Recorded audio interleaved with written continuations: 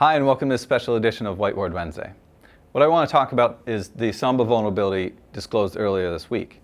So let's start with what is Samba. Samba is a software version implementation of the SMB CIFS protocol for Unix and Unix-like systems. Many different distributions of Linux include Samba by default. It is the de facto standard for sharing files from these systems with a Windows system out there on your network. What is the vulnerability? So CVE-2017-7494 impacts all Samba versions from 3.5, released in 2010, forward. And while there is a patch available, there are systems in that range that the patch cannot be applied to. So what is the impact of this vulnerability? Well, there are already exploits floating around online that show remote code execution is possible.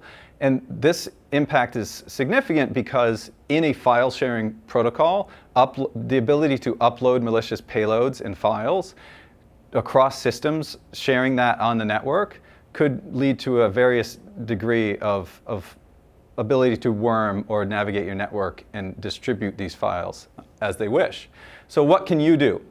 Well, the hardest part and most important is trying to identify which systems on your network are actually running Samba. You may be surprised by which ones exist. Pretty much if you have a network-attached storage device or any system on the network that from your Windows machine, you can access the files on that very easily in a general folder format, it's probably running Samba. So we have released some Nexpose and Insight VM checks to be able to discover these systems on your network and the vulnerability itself. What you want to do is patch those systems that you can, and any, especially network-attached storage, that is so incredibly important to have as a backup, you need to provide an offline backup of those systems in case they cannot be patched or updated, and they are still vulnerable today. So that's what I wanted to talk about today. Thanks for joining for the special edition of Whiteboard Wednesday, and we'll talk to you next week.